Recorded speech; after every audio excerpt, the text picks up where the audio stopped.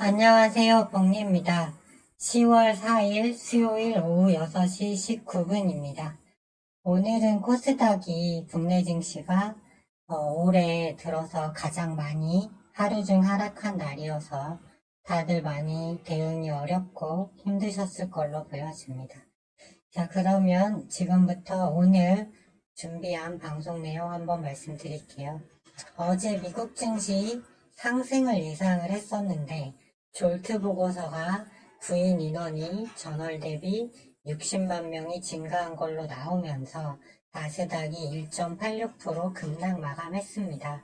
하지만 그러면서 이때 10년물 미 국채금리와 달러가 같이 올라가면서 지금은 달러하고 10년물 국채금리가 오르면 밑으로 하락이 나오죠. 그래서인지 하락 마감을 크게 했습니다. 그래서 오늘 국내 증시도 환율도 많이 올라가고 해서 하락이 나왔는데요. 제가 봤을 때는 조금 과한 반응이라고 보여집니다. 어제 항생 증시가 올해 최대폭으로 하락을 한 후에 오늘은 한 0.6% 정도만 하락을 했습니다. 그래서 국내 증시 코스닥은 마이너스 4%, 그 다음에 코스피는 2.4% 정도 하락이 나왔어요. 그래서 매매 내역을 보면 외국인 기관이 장중에 최대 1조 4천억까지 매도를 하다가 최종적으로 1조 2천억 정도 매도로 끝났습니다. 오늘 또 고용 관련된 지표가 나와요. 그 민간에서 집계하는 비농업 민간 고용 건수가 나옵니다. 전망치는 약 14만 명 정도 전월 대비 감소한 걸로 나와 있어요. 그래서 이제 이렇게 나와준다면 일단 시장엔 호재가 될 것입니다. 그리고 나스닥, 코스닥 모두 국내 증시 현재 위치는 과매도권임은 분명합니다. 제가 계속 연휴 때 기술적 반등 구간임을 말씀을 드렸는데요. 아직 이 의견은 변하지 않았습니다. 네, 그리고 지금 미국 투자자들의 심리 지수가 100이 과열이고 0이 최저라고 봤을 때 극단적 공포 기반인 16에 위치하고 있어요. 그래서 RSI로 봐도 그렇고 또 반대로 미국 국채 일봉 RSI는 더 올라갈 데가 없는 100을 찍었습니다.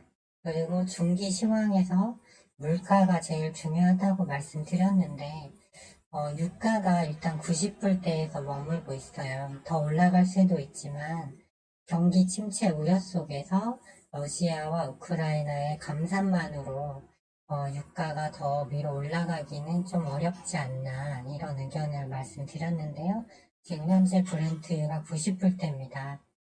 지금 연준이 계속 매파적 발언을 하는 이유는 유가가 오르면서 8월, 9월 미국 소비자 물가지수가 올랐기 때문에요. 그렇기 때문에 그 우려를 반영해서 10년물 국제금리와 달러도 오르는 겁니다. 그렇기 때문에 유가가 내려왔기 때문에 추후 흐름은 봐야 되지만 그렇기 때문에 어제 하락이 좀 과했다고 말씀을 드리는 거고요. 어제 좋다고 이번 주에 좋다고 말씀드린 로봇과 재건주는 이따 한번 보도록 하겠습니다. 일단 어제 문제가 된 졸트 보고서예요. 보시면 회사가 구인하려는 인원이 일단은 크게 변동은 없었죠. 그러다 조금씩 줄어들고 있었는데 종전이 8920이었는데 예측은 8800이었는데 실제로 9610이 나왔죠. 그래서 감소하다가 이렇게 위로 올라와서 좀 이제 문제가 됐는데 이 졸트 보고서 같은 경우는 통계치 신뢰도가 조금 낮고요.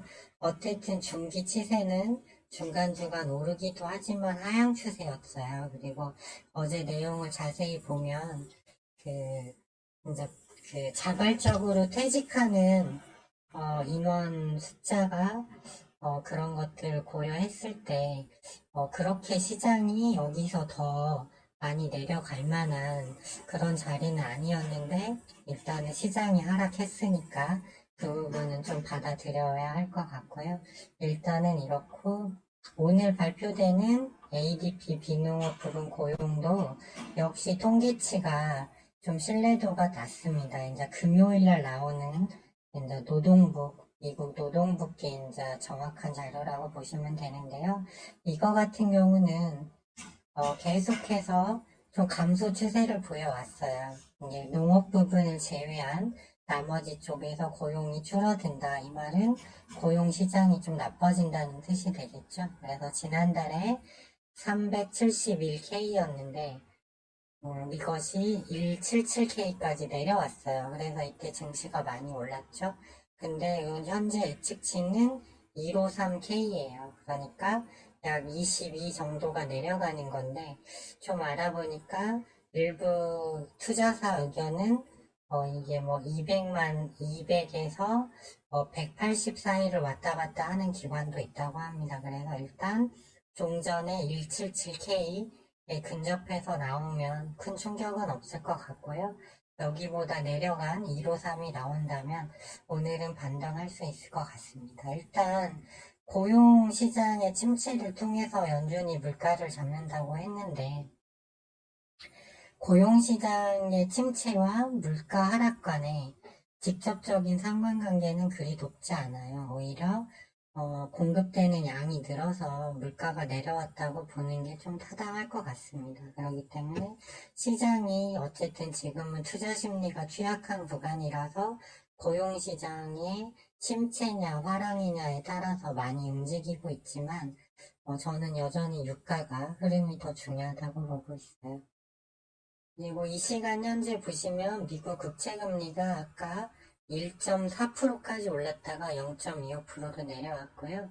달러 지수가 어제 107.5까지 올랐는데 일본 당국의 환율 개입 150, 엔화가 달러 엔이 150을 넘어가면 개입을 한다고 말을 했는데 어제 실제로 개입을 했습니다. 그래서 현재 149까지 와 있어요. 아마 더 올라가면 개입을 할 것 같고 이제 이게 문제되는 게 뭐냐면 엔화가 이제 일본 중앙은행 BOA가 이걸 환율 방어를 하기 위해서 엔화를 사들이기 위해서 미국 국채를 매도해야 됩니다.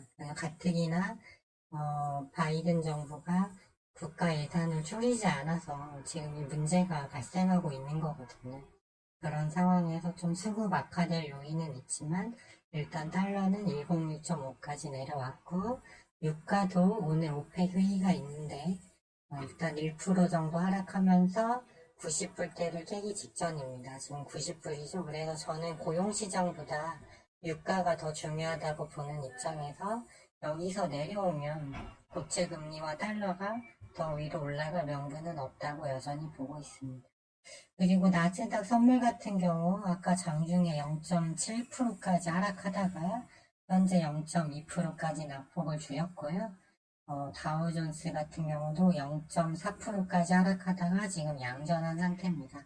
그래서 오늘 제일 중요한 건 ADP 비노 고용 요것이 어떻게 나오냐가 일단은 중요할 것 같아요. 심리적인 부분이니까요. 그리고 원유 재고, 미국 주간 원유 재고가 감소해서 원유가 오늘 1% 정도 오르다가 지금 다시 내려가니까 추세는 일단 하향으로 방향을 좀 잡은 것 같습니다. 유럽 증시는 아까 낙폭 좀 크다가 약보합 수준으로 일단 오고 있습니다. 차트를 통해서 거시지표를 한번 볼게요. 지금 이 국채 10년물 국채금리 같은 경우는 일봉상 RSI가 100이 최고인데 이미 오전에 100을 뚫은 상태였거든요. 그래서 현재 윗꼬리 달고 내려오고 있지만 아직도 100입니다. 이거는 초과열 상태를 의미해요. 그렇기 때문에 다시 저는 볼린저 밴드 중각가까지는 내려온다고 보고 있고요. 유가가 여기 보시면 똑같은 흐름이죠. 볼린저 밴드상 99.23을 찍고 여기서 꺾여서 개발락해서 지금 하향 오늘 갭은 떠서 올랐지만 음봉이잖아요. 이거 추세 라인 밑에 있어요. 그래서 유가가 여기서 더 내려가 주면 10년물 국채금리와 달러도 내려와야 된다. 달러 같은 경우도 지금 RSI가 거의 80, 어제 장중에 87.8까지 갔었는데 일본 은행의 환율 방어에 따라서 내려와서 환투기 세력도 여기서 더 이거를 치기는 어렵지 않나 이렇게 보여집니다. 빅스 지수도 볼린저 밴드 상단을 돌파하고 지금 84.28인데 위에 21.4 라인에 저항이 있어요. 그래서 이 두 개가 내려오면 같이 내려온다. 이렇게 보시면 될 것 같습니다. 나스닥 선물은 이 추세 라인 위에 올라가서 저는 더 위로 그래도 여기 저항까지는 가줄 걸로 봤는데 어제 그 졸트 보고서 때문에 큰 음봉이 나왔다. 지금 아래 꼴이 달고 있는 모습이고요. 비트코인은 역시 장중에 주말에 28,200불까지 갔다가 밀렸지만 아직 정추세 유지 중입니다. 다우지수는 볼린저 밴드 하향을 크게 이탈하고 있어요. 그래서 RSI가 매우 낮고 나스닥도 마찬가지 상황입니다. 그래서 지금 구간에서는 좀 반등이 더 자연스러운 구간이고요. 일단 국채금리와 유가, 그 다음에 RSI상 위치를 봤을 때 내려오는 게 맞는데 ADP 농업 고용이 좀 잘 나와주면 여기서 급격히 내려올 것이고 예상과 다르게 좀 더 예측치보다 높게 나온다면 그때는 좀 더 이제 흐름이 이제 오늘 추가적으로 크게 밀리진 않을 걸로 보이는데 일단은 조금 시장이 상승하는 데는 제한이 될 것 같습니다. 그래서 일단 그 부분이 제일 중요해 보이고요. 코스닥 같은 경우 지난 연휴 전에 투매 시그널 들어오고 기술적 반등이 나왔는데 미국장 영향으로 올해 들어서 가장 많이 하락을 했습니다. 원래는 3월 14일 종가상 마이너스 3.91%가 최고 하락이었는데 이때 이후로 계속 반등이 나왔었죠. 근데 오늘 추가적으로 하락하면서 또 투매 시그널이 들어오기 직전입니다. 그리고 코스피도 RSI가 25.69예요. 그래서 이 정도면 이제 나스닥과 마찬가지로 이미 단기간에 많이 내려왔다. 코스피는 11%, 그 다음에 코스닥은 거의 16%가 내려왔거든요. 단 두 달 만에. 그렇기 때문에 보통 금융 위기를 판단할 때 5에서 10%, 10에서 15% 밴드가 금융위기급 하락이라고 보기 때문에 이 정도면 나스닥 모두 많이 내려왔다 이렇게 보고 있고 유가 추이가 여전히 물가가 핵심입니다. 여기서 유가가 60불대 가면 연준이 매파적 발언도 없을 것이고 그렇기 때문입니다. 그렇기 때문에 여전히 기술적 반등 구간 가능하다고 일단 보고 있어요. 그리고 오늘 보시면 기존에 잘 가던 섹터도 이렇게 하락이 다 크게 나왔습니다. 엄청나게. 일부만 몇 종목만 올랐죠. 근데 로봇은 어찌됐든 오늘 로봇주들도 좀 레인보우 로보틱스랑 SPG는 많이 빠졌지만 유진 로봇, 두산, 대동기업 이런 것들은 좀 덜 내려간 것 같아요.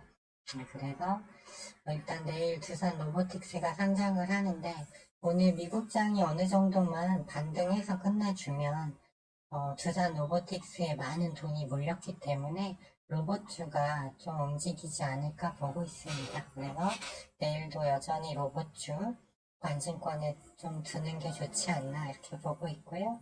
그 다음에 재건주도 이제 하원 의장이 교체됐잖아요. 그런데 새로 이제 하원 의장이 될 맷 게이츠는 트럼프를 강력하게 지지하는 공화당 하원 내 27명의 리더격입니다. 그렇기 때문에 만약 맷 게이츠가 하원 의장으로 당선이 된다면 우크라이나 지원 예산 처리는 더 어려울 수밖에 없다. 그래서 아직 말씀드리고 매도하지 않은 삼부토건 금강공업이 계속 하향 추세지만 더 가져가 보자 이런 말씀을 드리고 싶고요. 그 다음에 재건 2차 협력단 10월에 파견 일정이 있고 그 다음에 이제 러시아 우크라이나는 라스푸티차에 들어감에 따라 전선 상태가 교착된 상태입니다. 여기서 지원마저 끊긴다면 협상 얘기가 나올 수밖에 없기 때문에 여전히 이제 이번 주 내일까지 한해서 로봇 좀 볼 필요가 있다고 보여지고요. 이제 금요일부터는 좀 또 대기가 달라질 수 있으니까 일단 내일에 한해서만 좀 보시고 그 다음에 재건주는 좀 이제 SY 이런 거는 계속 대장주라 그런지 계속 잘 가는 흐름이지만 유신 이런 거 좀 잘 가고 있고 나머지가 좀 약해요. 하지만 그래도 좀 참고 가져가 보자 이런 의견을 드리고 싶습니다. 네, 오늘 4%나 시장이 급락해서 심리적으로나 아니면 계좌 상황별로나 많이 힘드셨을 걸로 보여집니다. 네, 저 역시도 방송을 하는 입장에서 좀 오늘 같은 날은 저도 좀 많이 힘들고요. 하지만 이럴 때일수록 조금 더 냉정하게 시장을 바라보고 대응을 하는 게 중요하다. 그러지 않을까 생각을 해봤습니다. 네, 그러면 남은 오후 시간 잘 보내시고요. 오늘 미국장 ADP 비농업 고용지표 잘 나와서 미국장이 다시 반등이 나오기를 바라보겠습니다. 지금까지 시청해 주셔서 감사합니다.